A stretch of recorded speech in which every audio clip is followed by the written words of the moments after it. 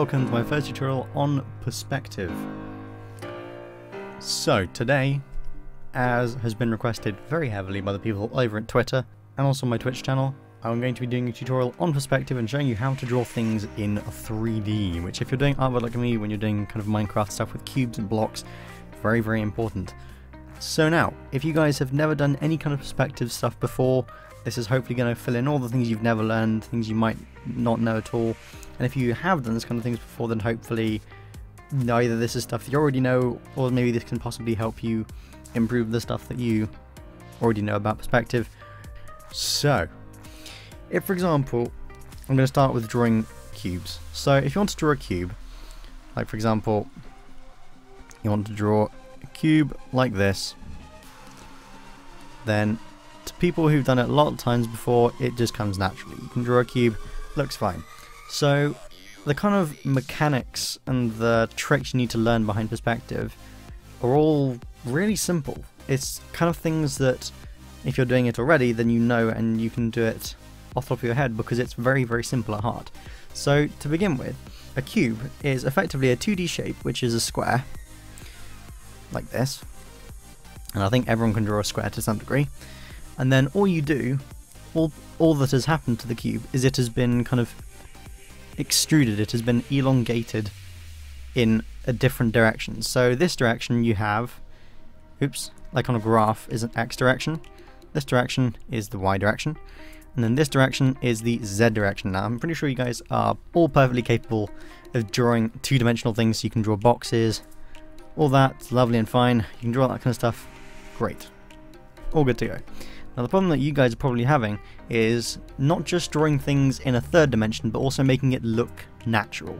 Because if you guys are drawing them in 3 dimensions without any kind of understanding of how it should be drawn, then chances are you're going to get things looking like that or something, and it will look, I don't know, it will look weird, or that kind of thing.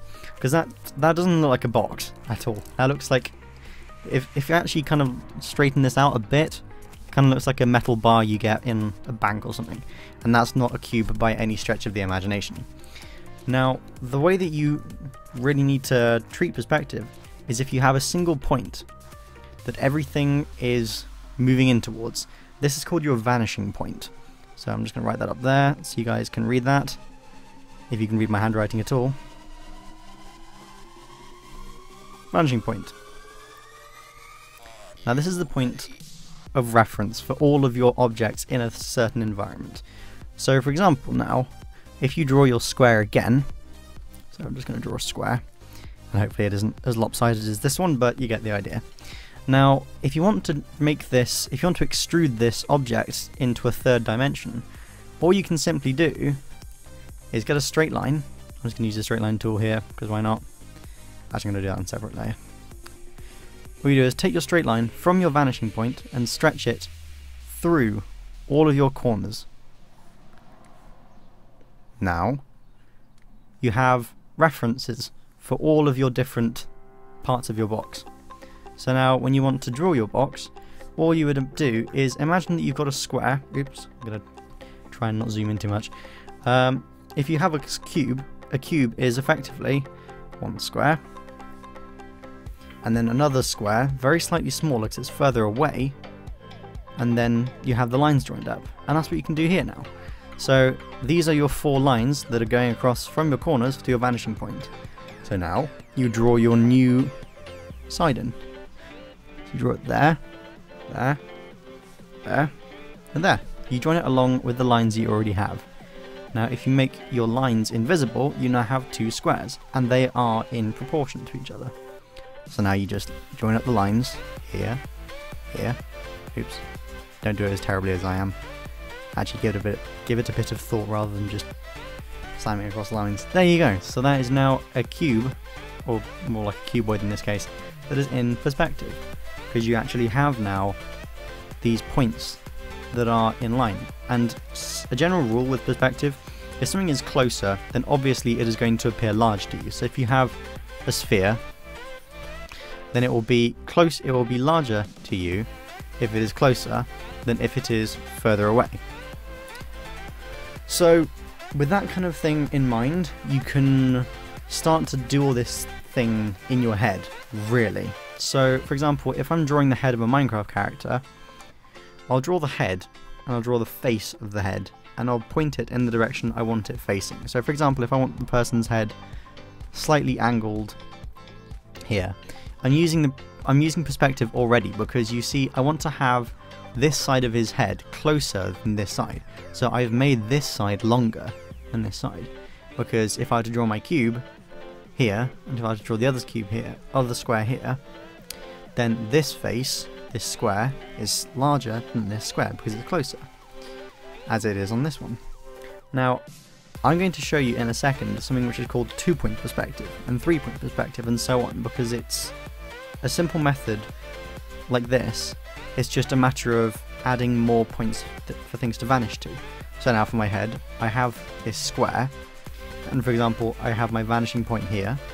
I put a line through here, put a line through there, I put a line through here, and I put a line through there, and then I just join the lines. So now I have one line there, one line there, one more line there, and one more line there. And now you have a head. That's the kind of thing you can do. Now what I've done there is I've actually used what's called 2-point perspectives. So if I can just rub this all out, there we go. I'll just reintroduce our perspective lines. I'm just going to rub all those out again as well. Now what we're going to do now is, instead of just having one vanishing point, we're going to have a second vanishing point. I'm just going to call this VP2 for vanishing point 2.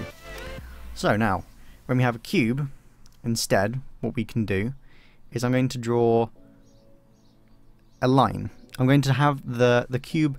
I'm going to have the cube's corner facing the camera, as it were, rather than a flat face. So now, when I'm drawing my cube, I want to have the top of the cube here. I want to have the bottom of the cube here. Now, if I go onto my ruler layer again, take it through the vanishing point, and again, and now I do it on this side as well. I do it again. Now, I have the rulers here I can use that I've just made, using my vanishing points, to make the two new sides for my block. So for example, I now want to have the side this long, I can have it that much. Then you can just use a general, say this is this far away, therefore it must be this far away, to work out that your next line must be there. And then, with that kind of idea, what you can then do is you now have another point here, another point here, another point here, another point there here that you've just made. So now you take your ruler again, you take your vanishing point, you put it through that point, and you put it through that point. And then you do it with the other vanishing point. I'm using the word point far too much in this. So you cross them over there, you cross them over there. Now, if I can just go over these lines that I've just made, just going to thicken my brush a bit. It's a bit more obvious. I now have, oops, I have now drawn myself a cube, starting entirely from 2 points.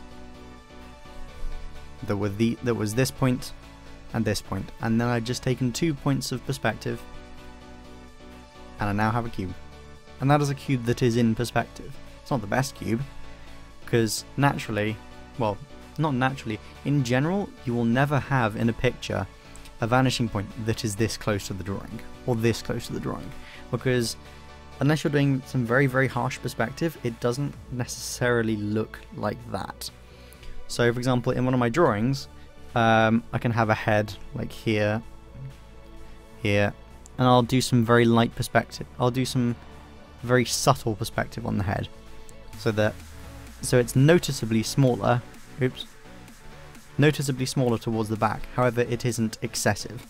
So, for example, if you look in here, these two lines are going towards each other. It's just that the vanishing point will be way, way over here. And in this case, the vanishing point isn't even on the picture. It goes across. I know it is on the picture, I think. Yeah, it's about there. Now, vanishing points and perspective isn't something that you need to kind of stick to religiously. It's not something that you need to feel it's not something that you need to follow and treat as if it's the rules, the only rules, and anything you can ever follow, because it's not. You can break away from your guidelines, you can break away from your structures, and as long as you have the principles of perspective, as you can demonstrate here, in terms of like things that are further away are smaller, then you can get towards a more realistic looking picture a lot more easily. So for example, I'm just gonna erase all this stuff all over again. Now I'm just gonna remove that, make a new layer. So in an actual picture, after a while it will become instinct to you. And even if it isn't instinct to you, there's nothing wrong with just creating a new layer and then just going, okay, right, here's a base, here's a smaller top, I'm going to have some very, very strong perspective facing that direction. Because that's what I do occasionally on some of my drawings, where I want to have the camera kind of looking up at the player.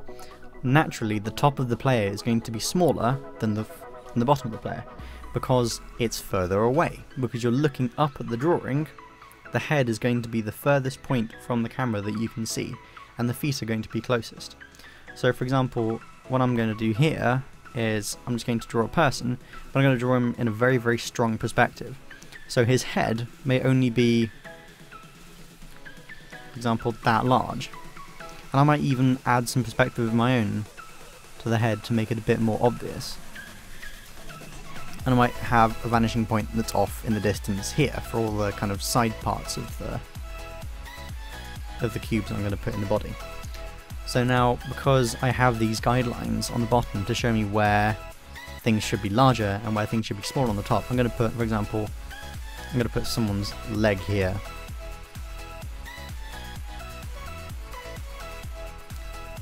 And I'm going to put another leg here. Now, I've been asked to do a tutorial on proportions, but I think that will be for another time. But a lot of the time it is just going through your perspective lines and then working out what looks natural and what does not at all.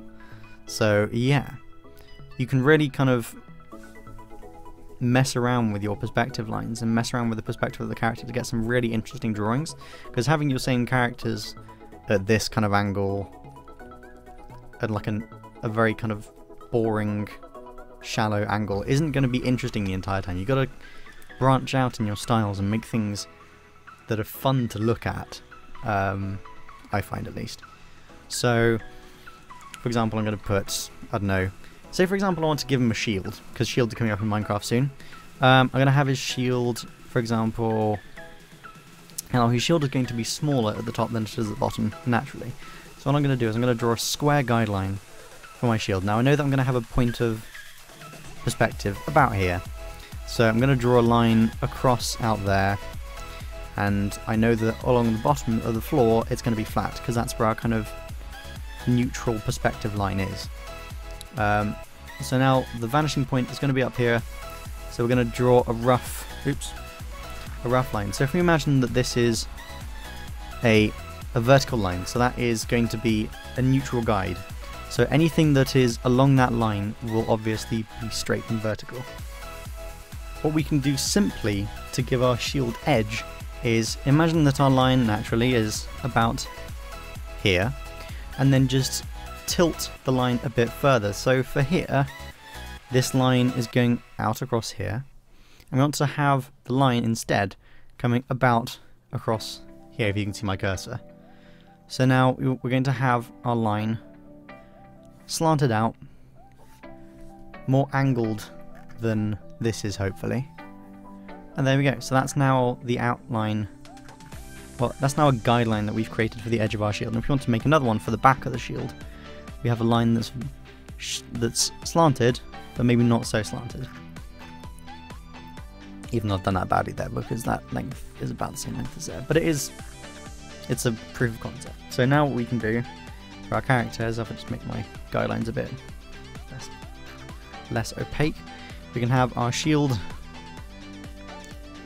there, and we can have it really kind of, because all shields will be different in some way. So now we can have, the shields won't always be square, although generally in Minecraft stuff you can make it square. But yeah, so now we can have our shield across there, and we can have his arm across there maybe. As another little detail, we can make his hands larger towards the bottom of the shield, because of perspective again. Just gonna keep using that word. And we can have, for example, a sword. Now, objects don't always have to follow your exact perspective lines, because if you start trying to do everything in line with these, it's gonna go weird.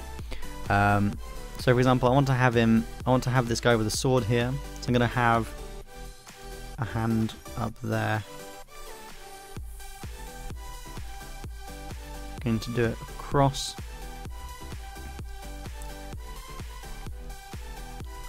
Like that. Now the pommel doesn't need to be particularly big in this case, because the pommel is obviously further up the picture. Now do the hilt of the sword, and then we can have actually quite a large head of the sword, just to kind of really enforce our perspective. We can make it, we can really kind of pull in the sword's shape as it goes up towards the top of the picture. Now this, I've just noticed, the hilt of the sword is not properly in perspective. Because even though it's a rough sketch, I noticed that that's already going to cause me some problems, because the hilt of the sword is always going to be like perfectly square across a sword. So for example, that's your sword, the hilt is always going to be perfectly perpendicular to that line. Now if we were to draw our guideline, so let's draw an imaginary line here, then what I had done is I had drawn a line that was like kind of slanted across and it looked weird. So now what we can do is we can draw sword hilt across here, and to really make it clear that this is in perspective, we can take our perspective line. So for example, that is our perspective point there. We take a rough guess, our line's going to be across here. Make that go behind the sword blade, give it some depth. And that line goes from there, there. So I'm just going to pull this out across very slightly. Now we have these points. I don't actually know why I drew those. But yeah, we can sketch out the corner of our sword. So that's the kind of process that I would go through when I'm drawing a character or something. When I'm trying to work out perspectives of objects and things. Because a lot of this you will need to do. Not every time, but sometimes you will need to do. So for example, on a very, very heavily perspective driven character like this one, where he's really, there's a very, very big difference in the top size between the bottom size, then you will need to often refer to your own kind of methods for getting perspective right. However, quite often when you're doing more simpler drawings, you will learn how to do them. It will just become more kind of mechanical, more instinct than actual understanding. So yeah, mainly, hopefully this has been helpful to some of you guys. If you want any more tutorials on anything in particular, please comment below to ask me what you want me to do. I'll try and answer those to the best of my abilities and possibly even do another tutorial on them. If you have any questions about this video in particular, please also do mention that. I'm active on Twitter, so if you want to talk to me like quickly and back and forth, just talk to me on Twitter and I'll hopefully respond to you on there. I'm fairly active. So yeah, this has been my first tutorial. I hope it hasn't been completely terrible. But yeah, so thank you very much everyone for watching. There's probably something I meant to say, but I cannot remember what it is, which is helpful. So I think that wraps it all up. Bye!